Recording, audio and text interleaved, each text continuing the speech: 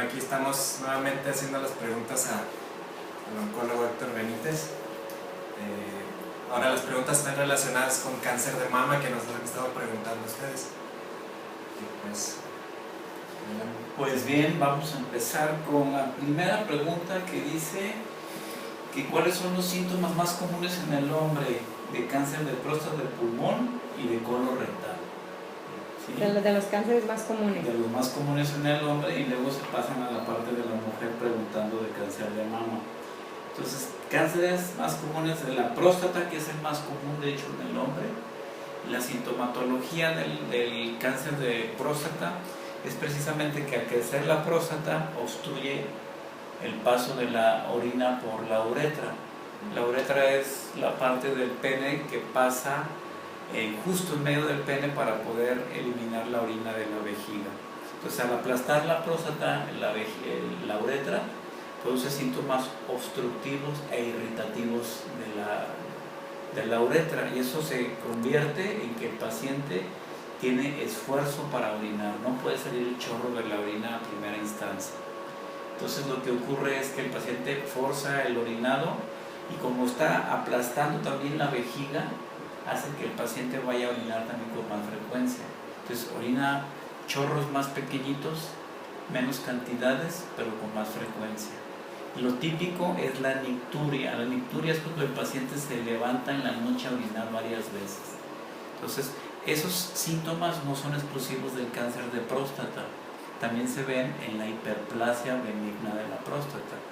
La hiperplasia nada más es el crecimiento de la próstata, produce los mismos síntomas como si fuera crecimiento prostático, independientemente que sea tumoral o no. Eso hace que los pacientes después puedan tener infiltración ya por el cáncer a las partes de la vejiga, de la uretra, y pueden tener sangrado, ¿sí?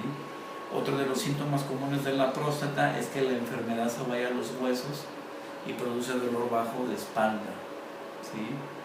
También hay múltiples causas de dolor bajo de espalda, pero uno de ellos, sobre todo en personas de más de 50 años, hay que pensar como una posibilidad de cáncer de próstata. ¿Me vas a preguntar, no? No, ya cuando es más avanzado, ¿no? El cáncer. Cuando es más avanzado, pero a veces la primera manifestación es la enfermedad a distancia. Porque la lesión puede estar pequeña, un tumor muy agresivo, habita enfermedad fuera de la próstata, no da los síntomas obstructivos, pero da enfermedad en el hueso. Y luego, el de pulmón, ¿cuáles son las manifestaciones? Aquí depende de la localización de la tumoración. Si la tumoración está pegada a un bronquio, lo primero que puede presentar el paciente es tos con sangre, porque se han roto los vasos sanguíneos cercanos al bronquio.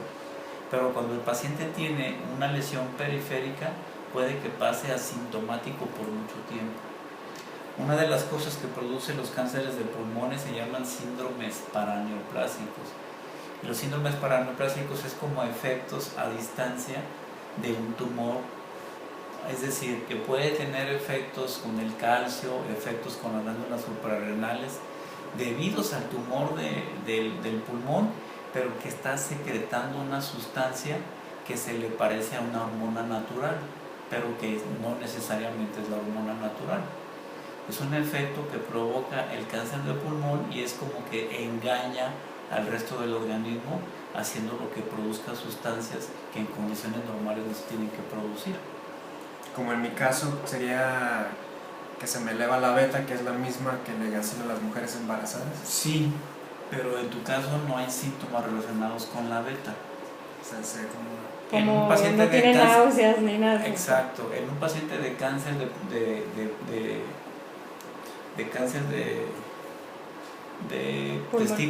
testículo, se eleva el marcador, pero el marcador no duele ni produce síntomas. Nomás está elevando tu sangre, pero tú no te das cuenta y eso no duele. Duele el efecto que está provocando la tumoración en el sitio donde está localizado. En cáncer de pulmón, ahí no hay un síntoma cuando está la lesión periférica. Hasta que no está grande, invade, sangra o empieza a infiltrar los nervios, es cuando provoca dolor. Por eso la forma de hallarlo, el tumor en forma oportuna, es haciéndote una radiografía de tórax, que ya esté presente la lesión, aunque tú no tengas ningún síntoma. Y el de colorectal tampoco da síntomas, pero el colorectal puede estar localizado en todo lo que es el trayecto del colon, desde el colon ascendente, el transverso y el descendente. Entonces, los tumores que están en el colon descendente, se dice que el 70% están al alcance del dedo, porque por un tacto rectal los podemos tocar. Pero si la lesión está del otro lado del cuerpo humano, entonces obviamente que ni por el tacto, ni a veces ni por un endoscopio. A veces el paciente tiene datos de obstrucción y es cuando se manifiesta el tumor. Hasta que no crece la lesión, tapa la luz intestinal y no es posible que pueda evacuar normalmente. Pero se dice que los síntomas tempranos del cáncer de colon es periodos de estreñimiento alternados con periodos de diarrea. El paciente está sin evacuar 4 o 5 días y los siguientes 4 o 5 días se la puede pasar con una diarrea inexplicable. Ahora, ¿cuáles son los de mama? ¿Cuáles son los síntomas del cáncer de mama? Otra vez, el cáncer de mama en fases iniciales no da síntomas. Lo más aconsejable es que la persona se esté autoexplorando, revisando sus mamas después del baño y en una posición acostada para que pueda sentir las lesiones que pueden estar presentes en la mama. La gran mayoría de pacientes que tienen diagnóstico de cáncer de mama no tienen síntomas. Fue por un hallazgo incidental, por una exploración fortuita de algún médico o por alguna otra enfermedad en donde se hace un chequeo y se encuentra que tiene la tumoración en la mama. Igual, si tienes enfermedad metastásica, entonces empieza a ver los síntomas. Puede haber dolor porque ya está infiltrando los nervios, o puede irse al pulmón, provocar problema respiratorio o doloroso. O los huesos. Cuando ya se ha ido a los huesos. El detalle es que en síntomas iniciales no hay. Lo recomendable es hacerse una mastografía y una autoexploración para que más o menos las personas cuando cumplen 40 años ya sean factibles de realizarse una mastografía. Antes de los 40, y si se sospecha de una tumoración, lo mejor es un ultrasonido, no una mastografía, porque la mastografía en personas jóvenes sale muy densa la mama, sale todo blanco y no podemos ver si el paciente tiene tumor o no. En cambio, en las personas que tienen más de 50 años, que la mama está blandita, el rayo de los rayos X penetra perfectamente y se evidencian las lesiones. ¿Con alguna frecuencia o algo de los chequeos?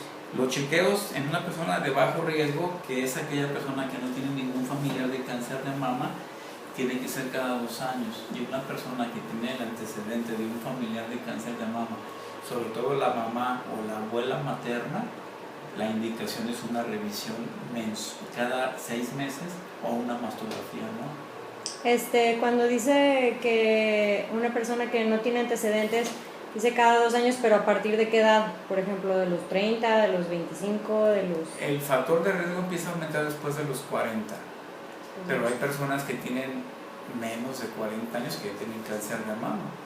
Entonces quiere decir que una persona después de los 40, si no tiene síntomas, hay que buscarlos. Pero una persona menor de 40 con síntomas se tiene que estudiar como cualquier otro caso, que se sospeche de un cáncer. Y luego nos dicen en otra pregunta, ¿dónde se hacen las metástasis más comunes de cáncer de mama? Las más comunes es hueso, pulmón y el hígado. Pero cáncer de mama no tiene palabras, puede ir a cualquier lado. Hemos visto metástasis en la retina, por ejemplo, en el ojo. Hemos visto metástasis en cuero cabelludo, en la punta de la nariz. O sea, no hay sitio. Pero una persona que tiene cáncer de mama y está en vigilancia, sí le pedimos los sitios más comunes, es hueso, pulmón y el hígado. ¿Sí? Ahora, cuando una persona da manifestaciones neurológicas, tenemos que ver el fondo de ojo y descartar las lesiones con la tomografía.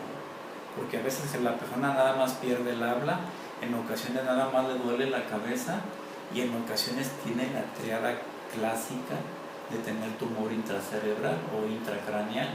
Esa triada es dolor de cabeza, se borra la papila e hipertensión intracraneal. Esa es la triada clásica. Ahora dice, ¿cuál es el tratamiento más novedoso de cáncer de mama? Entonces aquí las novedades más recientes están apareciendo en los tumores que se les conoce como triple negativos. Pero todo paciente que se le diagnostica de primera vez el cáncer de mama no es una indicación de recibir el tratamiento más novedoso, sino el tratamiento más adecuado o el tratamiento más efectivo para cada caso. Entonces cada vez sabemos más que el cáncer de mama tiene muchas subdivisiones o tiene muchas variedades de tratamiento de cáncer de mama, y a pesar de que sea el mismo cáncer de mama en una persona, puede tener la edad de diferencia, y ese único factor de riesgo lo hace un comportamiento verdaderamente diferente. Entonces, como dicen, cada cáncer tiene nombre y apellido, ¿no? Sí, así es. Entonces, si tú dices, tengo un cáncer de mama triple negativo y ya estoy fuera de posibilidades de curación, entonces sí vienen los medicamentos novedosos. Pero esos medicamentos novedosos tienen que pasar por una serie de ensayos clínicos para demostrar su efectividad. Y lo más conveniente es que si un medicamento es novedoso, se cale primero en gente que no se va a curar, en gente enferma que está desahuciada, para ver si el medicamento tiene cierta actividad. Esos estudios se llaman fase 1. Luego vienen estudios fase 2 para ver la efectividad del producto y la toxicidad. Luego vienen estudios fase 3 en donde ya se compara con el tratamiento estándar. Y si este medicamento es superior al tratamiento estándar, entonces desplaza el tratamiento convencional y se quedaría como primera línea. Pero habitualmente los medicamentos novedosos que aparecen en promedio uno cada 10 años, entonces en cáncer de mama hay de novedades interminables, pero de todos esos medicamentos novedosos solamente el 1% llega a los estudios más avanzados. O sea que puede haber cosas prometedoras en la enfermedad metastásica, al ya no resultar nada, hace que mejoren, pero ya cuando lo pruebas en primeras líneas o lo comparas contra lo verdaderamente efectivo, te das cuenta de que es un medicamento auxiliar y que no necesariamente lo novedoso va a ser lo mejor. Entonces me pasaría toda la tarde dando una lista de medicamentos nuevos que mejor les quisiera aconsejar a la gente que si tienen un tratamiento estándar para su enfermedad, reciban el tratamiento estándar, porque al final de cuentas es lo que más estudiado está, que lo va a curar. Y ya después, si no tiene opción, pues ya. Exacto. Si yo le digo a una persona, tiene 80% de posibilidades y a lo mejor ella quiere el 100%, puede agarrar el tratamiento novedoso y desplazar lo que realmente la iba a curar. Entonces puede que de tener un 80% de curación, con el medicamento novedoso se quede a la mitad. En otras ocasiones el tratamiento estándar puede ser tan alto que precisamente no surgen medicamentos novedosos. En el caso de cáncer de testículo, la curación es tan alta que sigue utilizándose la droga que se utilizó en los 70s, que es el platino. Esa es la piedra angular de tratamiento en los tumores germinales. Pero el cáncer de mama, como es la enfermedad que más le atiza al mundo en general, también es la enfermedad que más dinero se invierte para la investigación. Y eso hace que semana con semana aparezcan drogas nuevas, pero también hemos visto por nuestra experiencia que al cabo de 3 o 4 años esas novedades se desaparecen porque nacieron como promesas y nunca se consolidaron. Luego dice, si tengo cáncer de mama con metástasis en los huesos, ¿qué cuidados debo de tener para aumentar las probabilidades de supervivencia? Las probabilidades de supervivencia las va a dar el médico, no la persona. Uno te tiene que cuidar. Si tengo cáncer de mama y tengo metástasis en los huesos, me tengo que cuidar. Se llaman medidas de higiene óseo. Me tengo que cuidar el hueso, pero yo no puedo hacer que yo mismo viva más. ¿Sí? Una persona que se fractura puede vivir el mismo tiempo que una persona que no se fractura. Entonces, para que aumenten las probabilidades de supervivencia, pues yo lo que le recomendaría es que no deje de asistir con su oncólogo, porque el oncólogo va a tener medicamentos desde los estándares hasta los novedosos para el hueso, Pero aquí me supongo que la persona que hizo esta pregunta está pidiendo qué debo de hacer para cuidar mis huesos que tienen enfermedad. O a lo mejor qué no debe de hacer, ¿no? O qué no debe de hacer. Entonces, ¿qué no debe de hacer en primer lugar? Pues es levantar cosas pesadas. ¿Qué no debe de hacer? No debe de hacer deporte o ejercicios de alto impacto. Como brincar. Como brincar, jugar, si es mujer, no jugar básquetbol, voleibol, porque se va a fracturar. Pero si es una persona que tiene metástasis en los huesos, puede hacer otro tipo de ejercicio. Puede hacer bicicleta fija, puede caminar, puede hacer todo lo que no sea de mucho impacto. Puede nadar perfectamente. Pero yo aquí le recomendaría, tiene que cuidar sus huesos con la higiene natural del hueso, que es la protección, medidas del hueso, que son calcio, vitamina D y en muchos de los casos medicamentos que van a evitar las fracturas, como el ácido zoledrónico, como los alendronatos, o como muchos anticuerpos monoclonales que se están utilizando en la actualidad. ¿Sí? Y se están utilizando para que el hueso se proteja. Hay anticuerpos monoclonales en la actualidad que van encaminados a que el hueso no se fracture, otros que van encaminados a que si hay una fractura sane más rápido el hueso, y otros que van encaminados a que el hueso que ya está lesionado tenga mejor consolidación, porque cada consumo que tiene el cáncer en el hueso es una microfractura. Entonces esas fracturitas se tienen que ir sanando. Hay medicamentos que ayudan a que el sitio lesionado lleguen los estoclastos, que son las células más importantes del hueso para formar el callo óseo.